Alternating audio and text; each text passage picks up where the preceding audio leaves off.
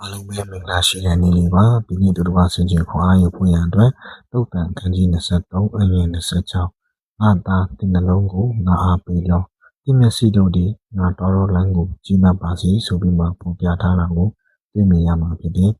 ဆိုတော့ကကျွန်တော်နှလုံးနဲ့ပတ်သက်ပြီးမှအနည်းငယ်ပြောတော့မှာဖြစ်တယ်နှလုံးဆိုတဲ့အထဲမှာ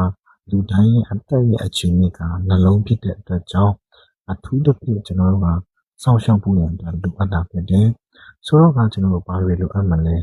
နံပါတ်1အနေနဲ့ကအားလုံးမြင်ရတဲ့အပိုင်းမှာကြည့်မယ်ဆိုရင်နေ့စဉ်နဲ့အမျှနှလုံးကိုမထိခိုက်အောင်ကျွန်တော်တို့ကကာကွယ်ရတာဖြစ်တယ်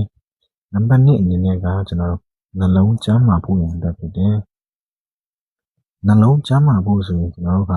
နှလုံးကိုထိခိုက်စေတဲ့အစာအသောက်တွေမကောင်းတဲ့ကာဗွန်ဒိုင်အောက်ဆိုက်တွေကျွန်တော်တို့ကပြုလုပ်လို့မရပါဘူးနံပါတ်3အနေနဲ့ကကျွန်တော်တို့ကြီးမွမ်းဖို့ရန်အတွက်ဖြစ်တယ်နှလုံးဖူနေဖို့ဆိုရင်ကျွန်တော်တို့ကအောက်ဆီဂျင်လိုအပ်တာဖြစ်တယ်အောက်ဆီဂျင်ဟာဘုရားရဲ့အခွင့်ကြောင့်လာကျွန်တော်တို့ကခံစားရရှိနေရဖြစ်တယ်ကျွန်တော်တို့အစွမ်းစားနဲ့ကအောက်ဆီဂျင်ပြတ်လို့9မိနစ်10မိနစ်မတတ်နိုင်ဘူးဖြစ်တယ်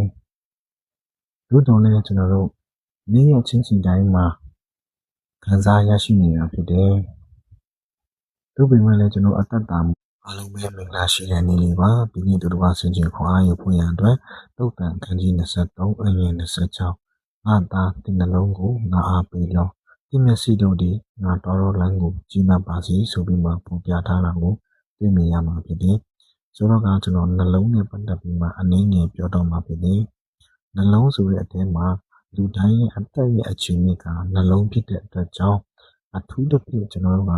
စောင့်ရှောက်ဖို့ရန်အတွက်လိုအပ်တာဖြစ်တယ်ဆိုတော့ကကျွန်တော်တို့ဘာတွေလိုအပ်မလဲနံပါတ်1အနေနဲ့ကအားလုံးမြင်ရတဲ့အပိုင်းမှာကြည့်မယ်ဆိုရင်နေ့စဉ်နဲ့အမျှနှလုံးကိုမထိခိုက်အောင်ကျွန်တော်တို့ကကာကွယ်ရတာဖြစ်တယ်နံပါတ်2အနေနဲ့ကကျွန်တော်တို့နှလုံးကျန်းမာဖို့ရန်အတွက်ဖြစ်တယ်နှလုံးကျန်းမာဖို့ဆိုရင်ကျွန်တော်တို့ကနှလုံးကိုထိခိုက်စေတဲ့အစာအသောက်တွေမကောင်းတဲ့ကာဗွန်ဒိုင်အောက်ဆိုက်တွေကျွန်တော်တို့ကပြုလုပ်လို့မရပါဘူးနံပါတ်3အနေနဲ့ကကျွန်တော်တို့ကြီးမွမ်းဖို့ရန်အတွက်ဖြစ်တယ်နှလုံးဖူနေဖို့ဆိုရင်ကျွန်တော်တို့ကအောက်ဆီဂျင်လိုအပ်တာဖြစ်တယ်အောက်ဆီဂျင်ဟာဘုရားရဲ့အခွင့်ကြောင့်လာကျွန်တော်တို့ကခံစားရရှိနေရဖြစ်တယ်ကျွန်တော်တို့အစွမ်းစားနဲ့ကအောက်ဆီဂျင်ပြတ်လို့9မိနစ်10မိနစ်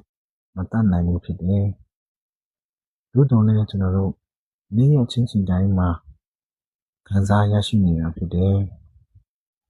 တို့ပေမဲ့လည်းကျွန်တော်အသက်တာ